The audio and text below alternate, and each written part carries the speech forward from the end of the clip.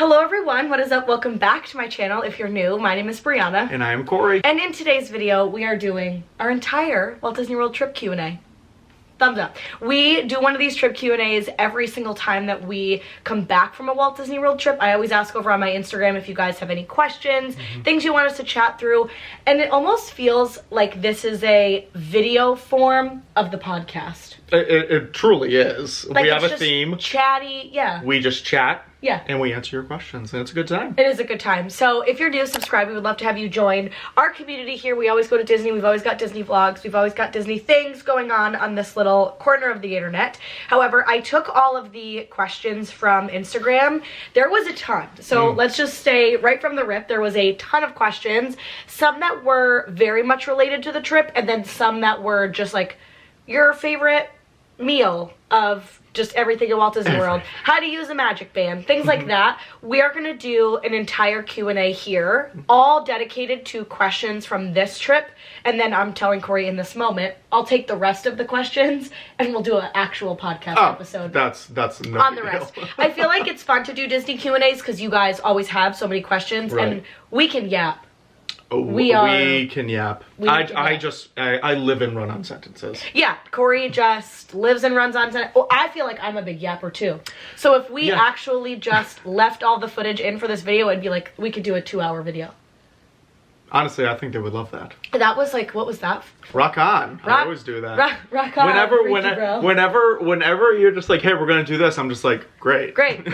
Well, this has been a very long intro, so without further ado, let's get into the Q&A. So we have questions for today. Let me pull them up. So for this one, we have questions related to, I broke them up into certain categories. We have questions all regarding the boardwalk, questions on food from this trip, going during the holidays, just like Disney during the holidays in general, and then a ton of miscellaneous questions. So we are going to rip through these. This is probably going to be a long video, so sit down, relax, get cozy on your couch, put this on in the background as if it's a podcast, grab a snack, grab a drink. I have a drink. I'm drinking a, which flavor? Should I take a guess? I'll take a guess. You're gonna know it. Is it firecracker? Yeah.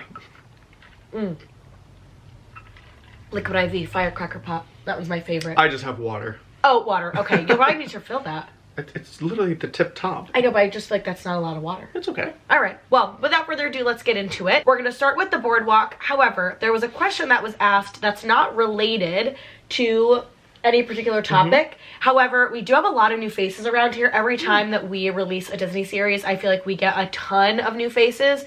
So first question, I feel like we'll just give a really good trademark, which is, how did you start going to Disney, and did you both love Disney? How did we start? COVID is what really brought this upon it. But we did our first ever Disney trip. God, was it the first year that we were dating? 2018, something like that, when we visited your dad? Oh God, yeah. But we didn't catch the bug post that trip. No, it was like a day trip. Yeah, it was literally just a day trip to and from Brianna's dad's, and we drove in. Yeah. But where we truly caught the bug was because of COVID. I mean, obviously, we were supposed to originally be going to London. Yeah, that trip got canceled. We had a flight credit, and the only things we could do was Disney, so we're just like, hey, why don't we do that? And then truly from there we caught the bug. However many trips since. Yeah, since here later. We are. Yeah, so I had 4 Corys. I don't remember if it was like for your... I think it was my birthday. Yeah, it was a birthday and anniversary trip combination. I had bought us flights to go to London to see the Christmas markets in December, and that was for December of 2020. Well, of course, in 2020, you couldn't go anywhere. And so we had this flight credit that we needed to use, and my parents are still married, but my mom lives here in Connecticut, and my dad lives down in Florida. So in 2021, we were visiting my dad, and we had said, okay, well, we have this flight credit. My dad lives in Florida. We had to go back anyway to Connecticut, and we said, well, if anything were to happen, the only place that we could actually safely quarantine was my dad's. Like, we didn't want to be quarantined in a city or a state where we didn't know anyone or didn't feel comfortable. Yeah, and whatnot. So that's why we decided to go to Disney. So we went in May of 2021. That was our first ever week-long trip. We stayed at Coronado Springs, so that hotel holds like a very special place in our heart because it was our first hotel that we stayed at. And Disney was truly our first just me and Corey vacation with no ways around it, right? Like not visiting family, getting on a plane to and from ourselves and doing all the things. So That's how we caught the bug. We both were like lovers. I don't want to say lovers of Disney, but just the Disney movies. I feel like a lot of people love the Disney Everyone movies. Loves the Disney movies, yeah. Yeah, I feel like anything else on that story? That's like our Disney start story. Like that's how we got into it. Was that's how we got into on a whim. And we were like, well, we're never going to go back to Disney again until we have kids, so why don't we just go to Disney? Well, those and I vlogged that entire trip. That was my first ever. Mistaken. Yeah, sadly mistaken. And that's the first ever vlog series that I ever did was in 2021 in May. So if you want to see our first ever vlogs compared to our vlogs now, I can't believe I was horrendous. The first ever clip I put on the internet was me in my pajamas. Was it really? On the bed, and I go, well, literally this was the vlog camera, and you and I both were like, how do I do this? That was the first ever vlog clip I've ever put on the internet. I forget about that. And that just shows the chaos of life. But long question, however, that is our Disney origin story. Without further ado, let's get into the regular questions. We are going to start out with the entire category of Disney's Boardwalk Inn and Villa. So the entire hotel, all your hotel questions. So first is, give us a deep dive on the boardwalk. We're going to give a deep dive as we talk through things, but I thought it would be fun to read the way that Disney describes the boardwalk. So they say, experience the charm and whimsy of turn-of-the-century Atlantic City at this waterfront resort hotel. Make a splash at Luna Park Pool and delight in a massage at the state-of-the-art fitness center. Discover carnival games, unique dining, and exciting nightlife on the Coney Island-style boardwalk. Strung like saltwater taffy along the shimmering Crescent Lake, Disney's Boardwalk Inn is located within walking distance to both Epcot and Hollywood Studios, and that is how Disney basically describes the boardwalk. Very much Mid-Atlantic. There's boardwalk games, there's restaurants. You're truly walking on what feels like a New England-esque There's boardwalk. like carnival-y performances from individuals. Truly, I really enjoyed this hotel a lot. I really enjoyed it too. I thought it was great. So next is favorite thing about the boardwalk. I think I have a favorite thing. You go for it. Can I have two favorite things, or do I have to have one favorite thing? I have like 7. Okay, we're gonna break the rules. Okay, and 2 favorite things. No, about the boardwalk. do 1 and then honorable mention. Okay, so that's 2 though. Yes. Okay, so 2. My 2 favorite things about the boardwalk are the theming. I think the theming is the most immersive, on-brand themed hotel that I think that Disney has. You really have to get onto the boardwalk, which we'll talk about later, but to do anything. Fill your resort mug, get a snack, get a drink, like go to the pool, you have to get onto the boardwalk. So I find that I love that it's very immersive. And I would say my second favorite thing about the boardwalk is its location. The location and the amount of different ideas of transportation is truly next level. We've never stayed at a hotel like that before. My big one was location. It was super convenient just for park accessibility and just being on the water and just being just like right there, just from a view perspective. I thought it was absolutely fantastic. Yeah, it really, really was. Okay, next thing is, what are the transportation options when staying at the boardwalk? Do you want to take that one or me? Yes, so there are technically 4. Okay. Because you have your bus, standard. And you can bus to, say where you can bus to. And you can bus to Magic Kingdom, Animal Kingdom, Disney Springs. And that's it. And that's it. Because your next one is technically feet for Epcot or Hollywood Studios. Yes, you can walk to both parks. But you can walk to both parks, but you can also boat to both parks as well on top of it. Yeah. And then also, if you want to walk as well, there is Skyliner accessibility since you're very close to Epcot as well. So that's why I said technically 4. Oh, yeah, very true. So those are all the different methods of transportation. We used every single one. We used every single one. We really did. The only one that we did not use was we did not Skyliner to Hollywood Studios. No, we bused there. We walked or... Oh, excuse me. We boated there. Yeah, boated or walked. That's how we normally got to Hollywood Studios. Next question is, what activities does the boardwalk offer for non-park days? This hotel, fab. Is the quintessential, if you just need a hotel day, it gives you stuff to do. There is so much. So one of our favorite things that I've seen, we've never done, but I say favorite because I love the concept. You can rent a Surrey bike. So a Surrey bike is where you can do 2 people or 4 people, where you're all pedaling on this bike. So they have that. You can get drinks at Abracadabra. You can eat at any of the food stands. They have a margarita stand. They just opened a corn dog and giant mozzarella stick stand. They have an ice cream shop. The cake bake shop is new. Boardwalk Deli. Boardwalk Deli, a pizza window. They have the piano bar. Dueling piano bar, jelly rolls, which is super fun. They have the dance hall. The dance hall is over there. I'm trying to think of... They have a great pool. Yeah, pools are great. One of the better pool slides. I think it's probably my favorite. It is the best pool slide. It is awesome. It is so fun. It's long, it's windy, you whip a little bit. It's a good slide. I will say, this was probably, we did do a Boardwalk Resort evening. Yeah. Because of the weather, we didn't get to do like a morning till night boardwalk day. However, we did do a very large like boardwalk night. It was probably one of my favorite resorts to have a resort day at. There's a lot of other resorts I don't think offer as much, but the idea that you can walk around that neighborhood of like yacht and beach and all the different... Absolutely. Yes, you're technically like, oh, they also do movies under the stars and all the different activities. So yeah, it was just, it was a 10 out of 10. The next question is, was the boardwalk view loud in the evenings? I personally didn't feel it was. The minute that door was shut, it was like soundproof.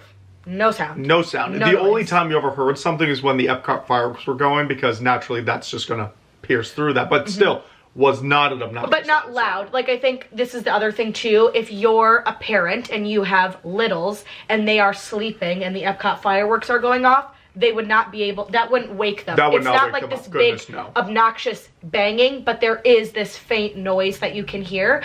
But no, it really was never loud. There were nights where we left the door open to just hear some of the sounds. There were nights that we kept it closed, but it was never keeping you up at night because it wasn't super loud. But even with the door open, like the people down below, no one's you screaming. Couldn't really hear unless you were physically on the balcony. 100%. You couldn't hear like the music or any noises or anything unless you were on the balcony. But the minute you're in the room, even with the door open, you were fine. Yeah, absolutely. Next is, how does the boardwalk compare to some of the other resorts that you stayed at / where does the boardwalk fall in your resort rankings?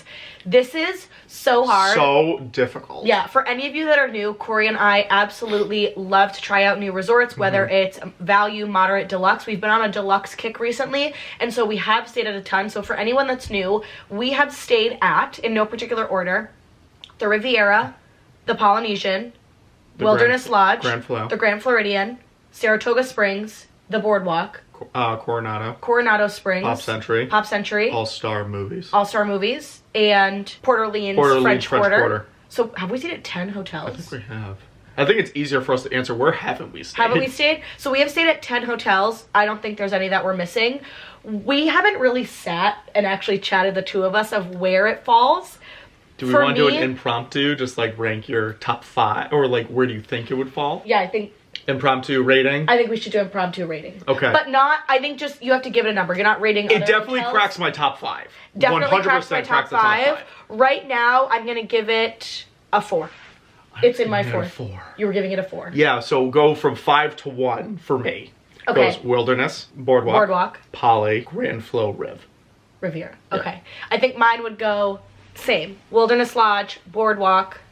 I said Poly for 3. I think Poly's 2 for you. I think Grand Flow is 3 for I think Grand Floridian 3, Polynesian 2, and Riv 1. But I think the hard part is we can also do, if you want to see, comment down below, if you want to see us rank all 10 Disney hotels that we've stayed at so far. We can do a whole separate video or podcast. That would be super fun. It's really hard because for me, if you told me that I could stay at the Riviera, the Polynesian, or the Grand Floridian, I'll be like, how long can I stay? Because I'll resort hop. I would be excited about any of them. They're all like, I think Riviera is my number 1, but the Polynesian and the Grand Floridian are like 2A, 2B, or 2A dash. Or like the letters are combined. Like, I don't actually think it's hard for me to pick the two because I love them both. So that's where I would put it. I would put it in my top 5, and it wouldn't be number 5. I think it would beat out Wilderness Lodge, which we'll talk about. One of the reasons why is, for me, location and transportation. I think it's location and which I love, but 10,000,000%. There's another one too. There's a great question in here that we'll get into. Let's see if it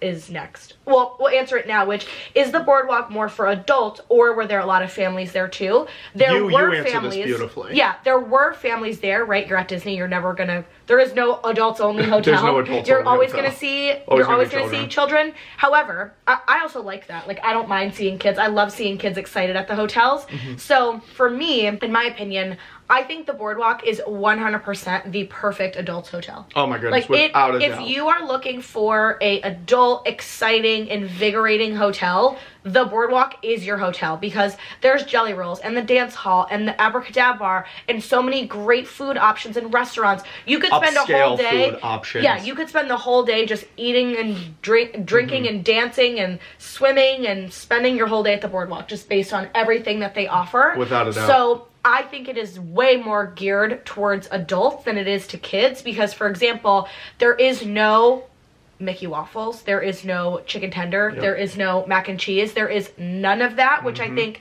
if you're a family, take that into consideration when you're planning, because your only food options are the pizza window and the Boardwalk Deli, which is, again, it is, I don't want to use the word inconvenience, but it is. You have to physically go somewhere all the time. You can't just stay in your hotel and grab food. You have to get physically onto the Boardwalk, which is a con, get into, and it's really difficult to fill your resort cup, but I think it's geared towards adults. Like, I think it's a perfect adult hotel. And everything stays open at least till 11 at minimum. A lot of things are open till 11. A lot of things, so it's like you can do all the activities late into the evening. Yeah. But like the bar ones, I'm pretty sure like dueling pianos goes to like midnight or something. Oh god, yeah, super The dance hall till midnight or post that as well. So it's like you have your adult activities that stay longer. Late at night. Yeah. The other thing I like too is, for example, if we're in Epcot and we're ready to leave after the fireworks at 9:30, sometimes you feel like you have to just go back to your room and go to bed because nothing's open, but everything at the Boardwalk is open. So we'd come back from the hotel, or we'd come back from the park at 9:30, 9:45 and go get ice cream and then sit on the Boardwalk, because yeah, we were tired, but we weren't like ready for bed. Without a doubt. So I really loved that the Boardwalk offered that. Next is, do you think the Boardwalk is worth the price? I think that this question is always really hard to answer. So take everything that Corey and I share fiscally, financially, with a grain of salt. Because I think when you ask, is it worth the price? To one person, it may be. It's and what to somebody you value else, your dollar at. Yeah, and to somebody else, it may not be, right? I think there's deluxe hotels that we've stayed at or moderate hotels that we've stayed at that sometimes, if the pricing is fluctuating, I don't think it's worth 10 million the number that it's at. For me, I do believe that the Boardwalk is worth the price tag, some even more than those other big fancy kahuna resorts like the Grand Floridian and the Riviera and the Polynesian, because the pricing is less than those hotels, but it is in the most convenient location. It is in the most, with so much transportation and so much to do. So I think if you're looking for a really fun, exciting hotel option, like, I do believe the Boardwalk is a great option, where it is more expensive than your Animal Kingdom Lodge and your Saratoga. It is not as expensive as your Riviera and your Polynesian and your Grand Floridian, and it's kind of in the middle, but a little bit on like upper middle, and I loved it. It's great. All the rooms are newly renovated. My goodness, it's beautiful. I think it's 100% worth the price. And also, you're close to other resorts as well, that if you want to walk around, you have a nice like condensed space where there's so much to do even outside of your resort. I like to call it the neighborhood. Sure. Like that neighborhood of resorts, you right? Swan the Skyliner Dolphin, is your own. and Beach. Yeah. It's wonderful. So I think it's great. Pros and cons of the Boardwalk. Let's give 3 pros and 3 cons. You probably can hear some things in our voices. Let's start with pros. I'll say, and if we have duplicate ones. Yeah, I'll feed off of it. Yeah. Cool. I would say my first pro is the location and transportation. That's that's to me, actually, 10 million %. Those are separate, I fear. Location is different than transportation. Location's first. Location number one. Our 2 favorite parks are Epcot and Hollywood Studios. So the fact that we can walk to both, take the boat to both, take the Skyliner to both. We were at those parks so much on this trip, and they are so convenient to get to. So I would say location is 1. Anything else on location for you? No, location is outstanding. The fact that, because like I was also hesitant when we walked to Hollywood Studios. Me too. I go, I'm gonna die. I was like, oh my god, this is not that I don't walk a million miles in the park, but I was like, huh. It was the easiest walk to do. Now, granted, the temperature I'm sure helped. If you caught me on a hot day, I'd be like, no shot. Probably not. But it was a very easy walk. Yep. Number 2, I would say for pro, is transportation. Yes, 10 million %. You have 100%. All 4 options for you. There's, you really do. Name me another resort that name me another resort that has 4 options as well. Probably not. Well, the Skyliner is like asterisk 4. Walking. Asterisk 4. I think when you think about transportation, take walking out of it, this one has 2/3, right? You can get to Hollywood Studios via the Skyliner if you're feeling like it. Or boat. You can do, the boat is a big one, and the bus, right? I think about, the Grand Floridian or the Contemporary. You can take the monorail, you can walk, you can take a boat if you're at the Grand. So there are other hotels that have 2 or 3 methods, but again, they're more expensive. Right. So I think that this is a really great option, and there's so much to do at the Boardwalk that I would say that. And then I would say my third pro of the Boardwalk is, I have to say, this is like I don't want to say silly, but to me, the overall vibe or feel. The vibe. I love that it feels adult friendly. I love that the theming is so immersive. I love that the rooms are refurbished. So just the entire aura I think that the Boardwalk gives off is really fun and exciting, and it was a whole new way that we got to do Disney with this kind of a hotel. Absolutely. So I would say that is a pro for me. Do you have a different pro? Yes, I do. Okay. And this is for me personally. I think you're going to combat me on this. I thought the food was a great pro for me. Oh, now, yeah, that's just me as the individual. Now, obviously, we could say, like, this isn't the most, like, kid-friendly eating resort. but I would agree with you. But, like, for me, I thought the food was fabulous. From, like, to the sit-down dining of flying fish to a foot-long mozzarella stick. Everything, it was all great. All of it was fabulous, It was all great. And I think the reason why, I'll explain to you guys, if you don't know, why Corey said, like, maybe not for me. I'm not a picky eater, but there are basic foods in life that I don't eat. For example, Boardwalk Deli, you said your sandwich was phenomenal. I thought my sandwich was phenomenal. I don't eat cold cuts. Yeah, you... So it's like... Which is funny. I know, isn't it? I've never liked it. Which is funny. I've just never liked them. So I got the grilled cheese, but I thought the grilled cheese and soup was Very delicious, good. right? Very good. They have a corn dog stand. How fun. I don't eat hot dogs. So I would eat it. I did not eat a corn dog, but I would eat it the next time I go. Yeah, well, you did eat the corn dog. I did have a corn dog. You oh said my god, you I forgot liked about it. the I was corn like, dog. what are you talking about? So sorry. Yeah, you did like it. I thought it was a great corn dog. I think the food there is absolutely incredible. It's great. Trattoria Al Forno, we've been, it's fabulous. Flying Fish in our top 3 of restaurants, absolutely incredible. Loved the ice cream, soft serve ice cream. Oh my goodness, the ice cream people. If you are an ice cream, I don't know if there's another question, but to get on my high horse, if you love ice cream, go there. Yes. Their one scoop of soft serve is the size of my face. Yeah, it was absurd. Get it. It was so good. And then we just have to get into the cons of the hotel. That's fine. I have my cons. I would say my first con, and this is so silly, but I am going to just share it because I think it's worth knowing. Trying to fill your resort mug is an actual nightmare on earth. It's rough. It is such a nightmare because the only places that you can fill your resort mug are at the Boardwalk Deli and at the pools.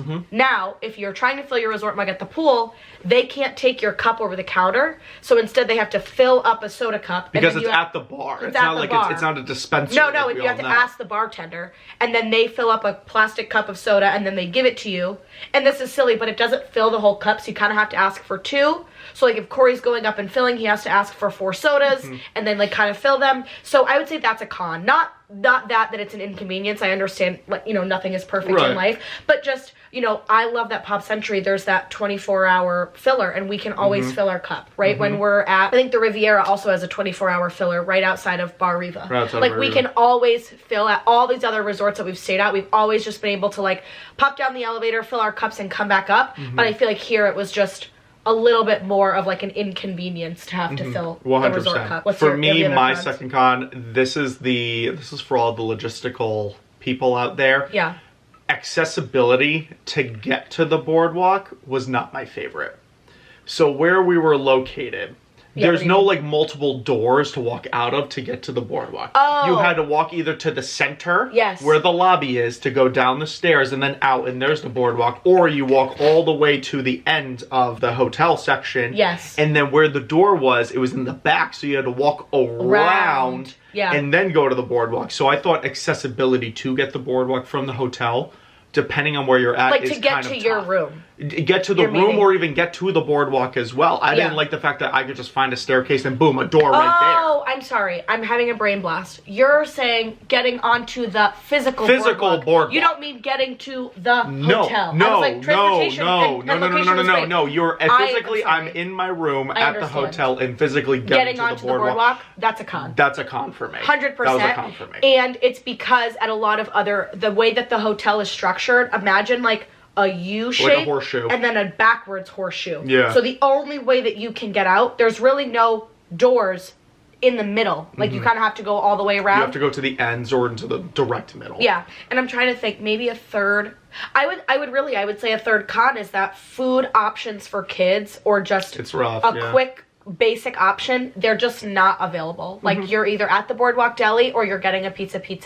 And I would say that the pool food was super basic, and we didn't even order it because it wasn't great. So I would say quick food options were not very great. No. I love eating lunch at the pool bar. Like, we love doing Bar Riva. We love the one at the Grand Flow. We love the one at the Polynesian. So I fear that those options were not great. Right. I would say that's a con of the Boardwalk. So then the next question is, how would you rate your experience from the Boardwalk 1 to 10? I would give it a solid 7.5. I mean, I'd give it an 8. Part of me felt like 8 was really high, but is it not that I'd high? give it an 8. Okay, then I'll go 8 as well. Because I really had not much to complain about other than getting to the Boardwalk from my room. That was really the only thing I complained about. Okay, then I would say an 8 as well. Because I really did enjoy it. Yeah. Okay, and then the next is, would you stay at the Boardwalk again?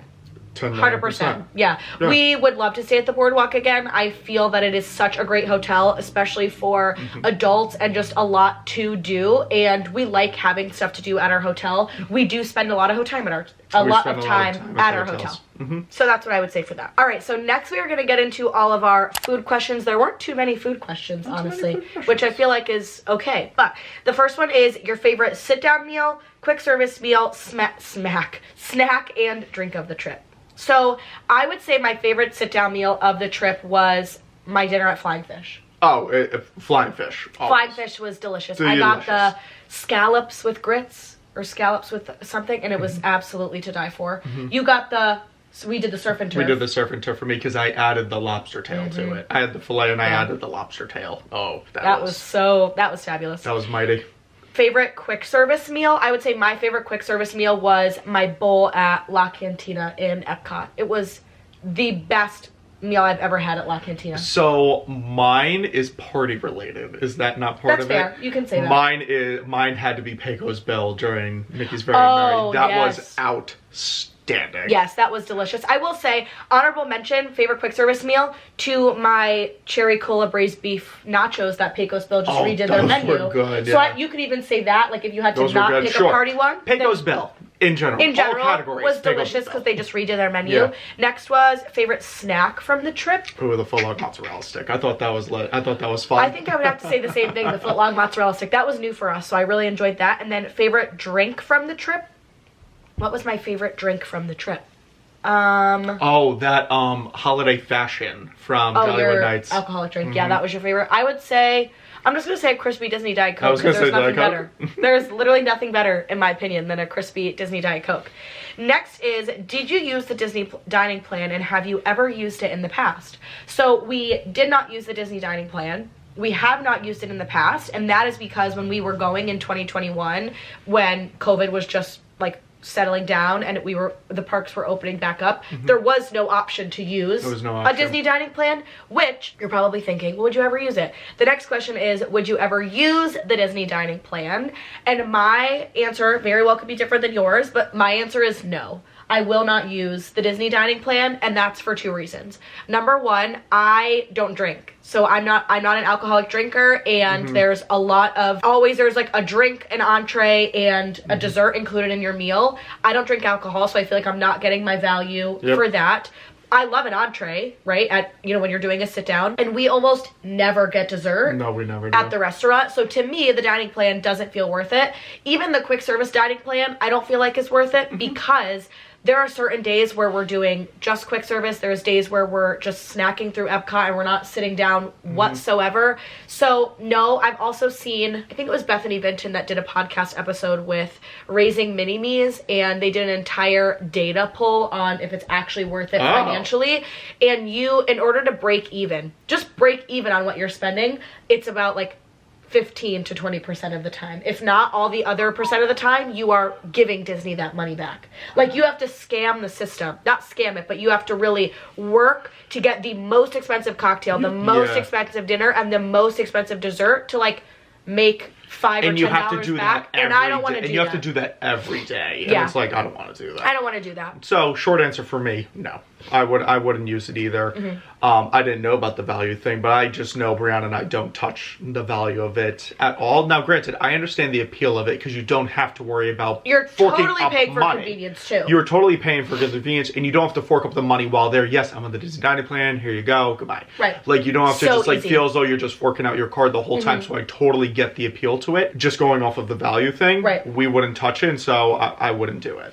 Yeah, so that's kind of my thoughts on it. I think, though, however, I want to throw a caveat in there because when Corey and I give opinions, budgeting tips, if we think it's worth it, if we don't think it's worth it, I also want to encourage all of you to, like, work with a travel agent or a friend of yours that maybe has done it, or watch other vlogs where people have used the dining plan and see if that works for you and your Always family. try it. Yeah, always, Try it. like, not even just try, but really do your research and see Yeah. if that works for your family. The dining plan does not work for our family right now. If I have kids, maybe it would work for me and my family so that I don't have to shell out money while we're there and we can just pay it off over time, and Exactly. it maybe is we're paying for that convenience. Exactly. But for us, probably won't use the Disney dining Exactly. plan. And then the next food, which I actually literally forgot that we ate here, is Topolino's brunch worth the price Oh my for a God, couple we with two did kids? eat there. I was like, okay, well, can I have my favorite meal be Topolino's brunch because that was fabulous. I would say, is it worth it For a couple with no kids. with no kids? I mean, absolutely, yes. I thought the food was absolutely outstanding. I had the Eggs Benedict. That's what I had. Yeah, you just said that the English muffin was a little bit stale. The English muffin was a tad stale. Or not stale. Not stale. Is the stale the wrong word? Overdone. Soggy. No, because I enjoy soggy. I'm weird. Basically, he couldn't cut through. I with a couldn't knife. cut It was through like kind of being which a was pain in the annoying. ass. So Yeah. I don't know if it was just a bad batch. Yeah. So I'm not going to say don't get it because an English muffin's stale. Right. No, don't do that. Get it, because I thought everything else was absolutely 100% delicious. And also, as an adult, this was a very more controlled character dining experience. So yes. seeing the characters in their outfits was super cute. I was going to say that. And they go to every single table and they make sure like you have the experience that you want. And like, even if you don't have children, like it's a great kid experience. With us, like they came up, we chit-chatted, we had a good time, and then we were on to the next character. But it wasn't overwhelmingly like, hey, character. You had a good space in between it. So you can eat and enjoy yourselves as well. Yeah, I'm just going to echo Corey. I absolutely think that Topolino's brunch is worth it for adults, even if you don't have kids. I love the characters in their outfits. It's the only time that you can see them in this fun, kind of Riviera-esque outfit. And I also think that going over to the Riviera and maybe an hour before your reservation or 30 minutes before and sitting on the balcony and having a little drink or getting some photos, it's just a very fun, upgraded experience. So I would sorry guys, I'm coughing. You okay? Yeah, I'm good. I would recommend it. I would not do it every single trip. No. That would be a very one-off fun experience for us. The reason we chose it was because we were staying at the Boardwalk. I don't like doing character breakfasts that feel out of the way when we're doing the parks. Right. So if we were going to Epcot or Hollywood Studios that day, yes, I would book it. But I probably would not book that breakfast if I was going to maybe like Magic Kingdom for the day. Like I just want to get on the Skyliner and like kind of keep it moving. Correct. So those were all the food questions. I feel like I don't really know if we showed a lot of even food in our vlogs this trip. Like we I think did. it was more B-roll. More than saying, B-roll like, of food. Yeah, we were just kind of like enjoying our meals. Now let's get into holiday specific. So if you're new and or just watched this video or you're stumbling upon this video, we just went to Disney World from December 4th to the 11th. So in between Thanksgiving and Christmas. So we were there for very rapidly of the Christmas season. So into some of our holiday questions. The first one is, with a fresh perspective on Mickey's Very Merry Christmas Party, would you do it every year or every other year? I would do it every other year because I feel as though like each year if we wanted to prioritize a party, I would want to do like a Halloween, then a Christmas, Halloween, and kind of like do it kind of like that type of schedule. A Halloween and a Christmas in the same year, that is a tall task, I feel, so to ask. Yeah. So I would say every other year to be like appropriate timeline. Appropriate. Yeah, I think I really love Very Merry. I love it vastly improved from what I remember from yeah, because I think ours was like merriest after hours. Yeah, it was like the Christmas party, and it was almost the exact same thing. It just I think had a different name at the time. So I would recommend. This is my other thing. We are annual pass holders, so we don't pay girl math. We don't pay for our park tickets every single time that we're going to Disney. So for me, I don't mind at the time, if we're saving up for it, paying to go to one party every trip, or, you know, once a year, because we're not paying for a park ticket on that day plus the party ticket. I mean, this is where it's hard for me, because I like to go to at least one of the themed parties a year. So if we are only going during the holiday season, and we do that 2 years in a row, I will always pick to go to a Very Merry every year. But if we, one year we're going in September and December, like this year we did that, and we did not do the Halloween party because we chose the Christmas party. So I would say, no, I don't think it's necessary every year, but if you are someone that wants to really prioritize the Christmas party, do not pay for a park ticket on the day of your party or the day after. Use that as like a 2-dayer and save a little bit of money and get as much done during the party as you can, because I think that's helpful. But it's hard because I love the Christmas party, so of course I feel like I want to go every year just because I like it. Next is, how are the crowds during the holiday season, and any tips for when you're going during the holiday season? I didn't feel as though it was hectic. At least for us. We were in the beginning of December, and so I feel as though, granted, like the holiday season has been in full swing since November 1st anyway at Disney. Knowing the fact that even though we were still close to Christmas, yes, there are people there. It's Disney. Yeah, of course. But I did not feel as though it was as hectic of what I've experienced it just going randomly in the past. The weekends felt busier than the weekdays. Well, actually, that's a lie, because I feel like the day that we went to Animal Kingdom, that was like the busiest it had ever felt. And that was day one. And it was like and it was Thursday. Swamped, and it was a Thursday, but then every other day was like, why is this day not busy? Yeah, it didn't feel very crowded. I think now when you go to Disney, it's always going to be busy around spring break and the summer and Halloween and Christmas time.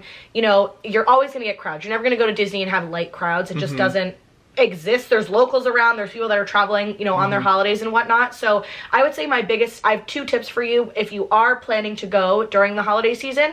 Number 1 is go into your park day, your party day, whatever it is, with your either top 3 for you and top 3 for your partner, or a top 3 for each person in your party, or collectively think about 5 things that you want to get done and 1 or 2 snacks or foods that you want to try, because you have to go in also with the expectation that if it's busy, you're not going to be able to just get everything on your list done and that's it, right? You have to go in, my tip is go in with an open mind and go in with a plan, right? Go in with things that you really want to get done, prioritize those things, and then the rest of your time you have a little bit of flexibility. Next question is, how should I pack for a December trip? Layers. See how we're dressed now? Yeah, layers. Layers, dressed like that. So my other thing is just always check the weather. Like, we have gone in December now twice. The first time that we went in December, we were sweating and it was 90 degrees. And this past time it was 45 and we were freezing, and we could have been in a winter parka. So check the weather. Number 1, you need to check the weather, because the weather is going to change rapidly every day, and you just need to make sure that you're prepared. However, my second tip for you when you're packing for December is layers. Zip up sweatshirt, a pair of jeans, you know, bring some shorts. Like, you really have to pack for every single season, and you want to be able to layer and take on and off throughout the day. Because during the day we experienced like 72. Right, well, it's chilly in the morning. Right, but like the hottest it would be was like a 72 to 74, but then at nights in the 40s. You literally have such a drastic swing. Right, that's a big swing. So it's like you have to just be prepared for that, and just like make sure you have that backpack that, like, maybe as the day goes on and gets a little chillier, you have that additional layer that you could put on if you don't want to leave the park. Next, is there anything you would do differently to prepare when visiting Disney during the holidays? I would say... I would listen to Brianna more. Yeah, because I'm the one that's planning. I would say when you're going during the holidays, preparation wise, I would say, like, really check the weather. Normally when we go in May, I'm like, I know it's gonna be hot, so I'll just wear whatever. Really check the weather when you're going during the holiday season, because it's really, you know, it all ebbs and flows. My number 2 prep for you when you're going during the holiday season is you need to go in every day with some sort of a plan or planning beforehand, whether 100%. That's your non-negotiables of the day or snacks that you want to eat or a dining reservation. It's busy. 100%. So the idea of like walking up and maybe getting a reservation can sometimes be slim to none. Okay, the next question is, after going to Jollywood Nights, would you go again for a 3rd time? Yes. I mean, definitely yes. Yeah. I would. I would 100%. I love Jollywood. I love Jollywood. I thought it was great. Not a lot of people are able to do this, but it's like, I feel as though if we're going for Christmas, I'm doing both parties. You want to be able to do both. I want to do both. Yeah. Absolutely. Well, the next question is, Very Merry versus Jollywood, which one would you recommend, or which one would you choose? So I agree with you. Like, when we go to Disney, if we're really, really saving, it's so hard to pick between one or the other. However, the way in which you make it work by picking one or the other is they really are such drastically different experiences. Yep. If you want like a lot of, fun food and shows and entertainment, and you want to be able to ride some rides, and you want to be able to, have some fun cocktails, and you're looking for a more adult, fun vibe, that is Jollywood. Absolutely. That is Jollywood. If you are looking for Christmas to your core, Santa Claus, fireworks, more of that big Merry Christmas-esque kind of a feel, then you're looking at Very Merry. 100%. Because where they both have great foodie guides, and they both have rides, and they both have attractions and shows and party specials, Very Merry is much more Christmassy, and Jollywood is much more adult, walk around in Hollywood Studios with a cocktail, go watch a show, maybe jump on a ride, grab another snack. Very Merry, like, there's the fireworks, there's the stage show, there's the parade. I would say Very Merry is like the Christmas nostalgia. Yeah, Christmas where it's kid. where it's like Jollywood is like you're going over your friends for a Christmas party. Oh my, that's the such best a way great, that I can give it. That's so great. Yeah. That's really, really good. Okay, now we are heading into miscellaneous questions. So just random, all miscellaneous things regarding the trip. So the first one is, how do you rent DVC points, and what companies do you use? That's a me question. So how do you rent DVC points? We have rented DVC points a few different ways before. The two main ways are either A, through a company that you can work with. So DVC Rental Store is one, David's Vacation Club is another. We have only used DVC Rental Store, not for any other reason other than that's just, they've always had really good confirmed reservations when we're looking. And they have the dates of what we're looking for, usually what we find. David's is also great. Like, it's the exact, there's nothing, in my opinion, there's nothing different like between the two of them. So we've used DVC Rental Store. That's a website online. I can have the website link down below. If I'm not doing that, I'm a part of a Facebook group, just like a DVC Rentals group, where you post in there, hi, my name is Brianna, my husband and I are looking for 7 nights at the Grand Floridian in a 1-bedroom, or we're looking for 3 nights in March, dates flexible for Animal Kingdom Lodge. Well, A, you're looking for reservations, and 2, people that own DVC that are like renting out their points. So we have rented DVC for a lot of our stays, actually, and it is a very big money saver. Like, our room normally goes for like $600 or $700 during the holiday season, and I think I got it for $350 or $400 a night. So it was a really good deal. You're around half off. Yeah, that one I rented through Facebook. That one I did not do through DVC Rental Store. So that's how to use DVC Rental Point. That's how we do it. Like, we as in Brianna. We as in me. Next is best advice for renting for the first time. So I would say my best advice for you renting for the first time is use a company. Don't go through Facebook. Yeah. Not for a bad reason, but for the reason of you will feel more comfortable knowing that you're using a company that you don't have to worry about, well, what happens if, or what do I do if, and you may have so many questions. You should be able to have a resource at the company to be able to help you. I feel confident now booking through Facebook and vetting people, and I have people that I've rented through before that I'll rent, through again. But our first ever rental stay that we did was at Saratoga Springs in 2022, and we rented through DVC Rental Store, and I just felt really comfortable my first time. Even if I paid, a little bit more just because there's an upcharge if you are working through a company, I felt more comfortable knowing that whatever was happening, it was vetted. And it felt right, So and I felt comfortable because Brianna was comfortable. Next is standby skipper details. Oh, I mean, this is where it's just... This is a me question people, again. Everybody, I'm not answering, not because Brianna loves to talk. I truly don't do any of this. I just reap the benefits. So I will talk, at least on this, of it is awesome. where just is that it? just from the, I mean, I'm never on my phone. I don't do anything. Yeah. But Brianna not having to need to be on her phone, it's automatically booked for us. We just put in the rides and when we want to go, and they automatically somehow miraculously find the ride, even though it's booked out the entire day. I don't get it, but you can go more into the logistics. Yeah, so basically Standby Skipper is a third-party app or a third-party service that you pay for, and it hooks up with your My Disney experience, and it will book your lightning lanes for you. Not 7 days in advance, but the day of when you are in the park. It will also get your virtual queues for you. Nothing is guaranteed, but it does do the booking process for you so that you don't need to be on your phone. Right. So I will give an example. If we are in Epcot for the day and we have our 3 lightning lanes that we've pre-booked with Disney are Frozen, Living with the Land, and Spaceship Earth. And I want to get a Soarin' lightning lane. Normally, if I don't have Standby Skipper, the minute I scan in for one, I've got to open my phone, I've got to scroll, find it. Hopefully there's a good time, right? Scroll, whatever. If you have Standby Skipper in the morning or during the day, however you choose to put in your times, what you do is you put in the time that you actually want for the ride. So between 12 and 4, between 6 and park close, between 9 a.m. and noon, as soon as possible in the next 2 hours. And so I click Epcot, Soarin', as soon as possible, slide the bar. We always do that in the morning, and then I never touch my phone. Whatever it books for me throughout the day is, you know, exactly how I use it. My recommendation is, it is kind of a hard process to describe and explain. It makes way more sense when you actually do it. Try it, pay for it, use it yourself. It is very user-friendly.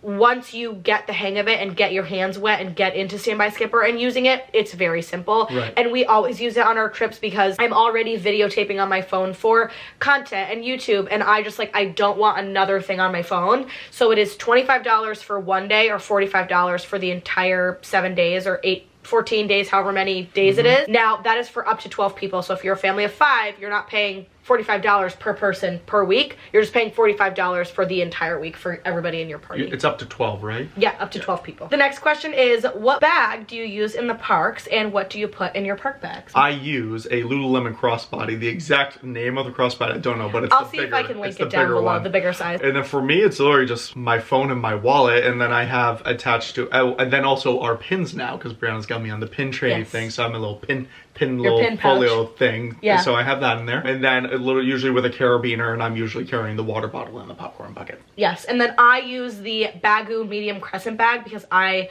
have turned into the pack mule, but on accident, because I'm the one that has the vlog camera and that kind of stuff. So I use a little bit of a bigger bag. It's great for Corey because he has less to carry. And in my park bag, I always carry hand sanitizer, our reusable straws, the vlog camera, my chapstick. I'll always put in there my trader pins. I'm trying to think of what else I put in our bag. Is that really about it? I don't bring my vlog camera, like I said. You said chapstick. A portable charger. We always bring a fuel rod when we need it. Yep. Yeah, I fear that we don't put a lot in. You also have the bigger bag than I do, so that's why you're becoming the pack mule more. So that's really about all that we put in our bags. Comment below if you want to see a full video on what we put in our park bags, because we can definitely do that. Next is, do you prefer packing for colder or warmer Disney trips? Warmer. I think it is much easier to pack. It's easier to for just sweating. It's just you pack bathing suits and a t-shirt and shorts and you call it a day. And it's also smaller, it's lighter, and you don't have to worry about the weight of your luggage. Yes. There's that goes into it. When you're packing 3 sweatshirts, you're like, okay, well there's one side of a luggage. Right. And it's like, oh goodness, where am I putting the rest of this stuff? Yeah, it's definitely a double-edged sword because I love dressing in yoga pants and a hoodie in the parks. There's nothing better than being cozy and comfortable versus sweating like you're in the threshold of the sun.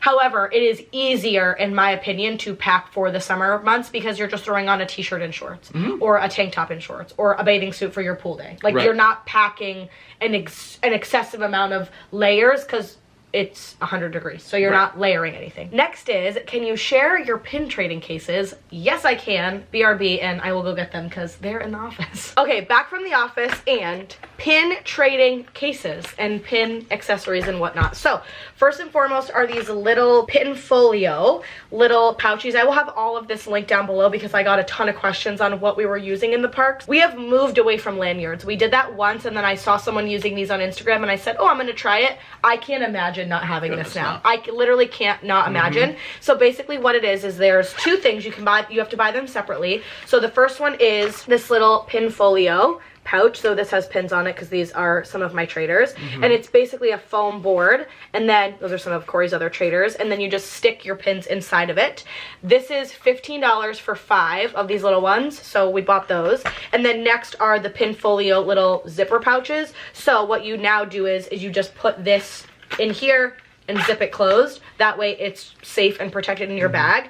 This is so small and compact, and this is perfect for me and Corey because we're pin traders, but I don't trade big amounts of pins. You know, we don't have a ton of the big crazy limited edition pins that we're trading, right? So these are perfect for us. So we have this is just a blank one, and these have some traders. Next is, this is my big Larry pin holder, which is my pin folio max. So this is the biggest one, and then I just have 2 of our cute little annual pass holder stickers in here.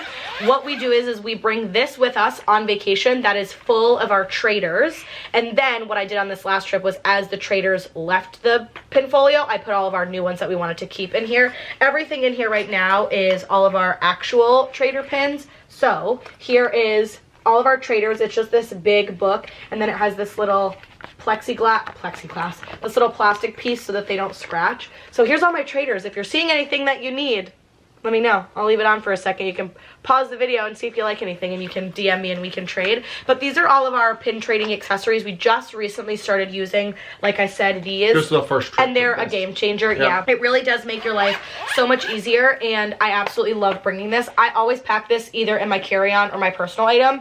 A, because it is very heavy, so it will weigh down your checked luggage, and I just don't want anything to happen to my trader pins. I like to have them on me. So that is our pin trading accessories. I will have everything linked down below for you guys as well. And then next is, what was your favorite pin trade of the trip? I should have grabbed our favorite pins. I'm trying to think of my favorite pin trade of the trip. I would say, oh, I have mine. Mine was did you do one of the white droids this trip for me? One of the white droids. Yeah, when we were at the Riviera. Because I feel as though the reason why I like that one is because then I was like, ooh, let me try to find that one. And that kind of like allowed me to be like, look for those, and then we found 3. So I was like, oh, this is great. Yeah, so yours would be the white ones. Mine would be, I traded for the first time with an actual pin trader, like a person in the parks that had a big portfolio of all their pins, and I traded for this Little Mermaid sea compass one, and I would say that was probably my favorite pin trade of the trip because it was my first time feeling like I was a cool girl that could actually like pin trade with the big dogs. Yeah, you know? Look at you. Because I had like good pins. I had all the munchlings on my But the best one was that little kid in Animal Kingdom. That's the kid I'm talking about. Oh, you're talking about him. That was where I got the mermaid my god, pin. I thought you were talking about the two Jasmine ones. in the photo area in Hollywood Studios. No, not that one. That was a good one, but, well, that was your Never Tell Me the Odds. Never Tell Me the Odds, but yeah. That was a good one that you traded for, too. And then the last question is, what was your favorite thing that you did on this trip? Or favorite memory, favorite moment? I'm gonna have 2. And the reason is, I would say my favorite memory and moments of the trip were getting to spend days of our trip with Brandon and Heidi. That was mine, you stealer. Well, we can both, you can have, that can be the collective one, and then we each get an individual. Just getting to spend this trip with friends that feel like family is always so just beautiful and warms my heart. We have so many friends now that we have made through the internet, and it is so challenging having everyone live so far away. So I think being able to spend a lot of quality time with them on this trip was just an absolute blast and a dream. So that was a big highlight, and we have so many, just like I'm thinking about them, funny moments that just were great and just such a beautiful experience on the trip. And then I would say my other just favorite memory or favorite moment of the trip was on our first night that we got there. We were so nervous because we were like, oh, we want to see the Epcot fireworks. Like, we're so excited to check into our room. And the Epcot fireworks were either delayed or just later that night. And we got to see the Epcot fireworks from our balcony at the boardwalk. And that was just a true gem of an experience. It was just next level. So I would say that was my favorite. No, it's not fair that you're stealing mine because I was going to say the Epcot. Well, then you can. Well, you can say that one. No, too. I'm trying to be unique, not be the same person. Well, it's okay that they're the same favorite memories, but you can pick another one. I would say having an overall better experience at both of the Christmas parties. They definitely were a vast improvement from the first time that we did both of them, and I thought it was a very fun time to do both. I thought the parties were great. The parties were awesome. They were so fun. Well, without further ado, that is going to end this Q&A. I feel like we've been chatting for a while, so I hope that you enjoyed whatever snack or drink that you were drinking or you're listening in while you watch. If you made it all the way to the end, leave a What emoji should we leave? Leave a castle emoji. Oh, there you go. Castle emoji is a good one because, of course, Disney Q&A. But we love you guys so much. Thanks for sticking around, hanging around all the way to the end. Leave the castle emoji down below, and that's Give the video a big thumbs up. Hit that and subscribe button down below. Yeah, thanks, Cora. Goodness gracious, I'm doing your job. Yeah, I know. Well, it is what it is. Well, without further ado, we love you guys so much, and we will see you in the next one. Toodles.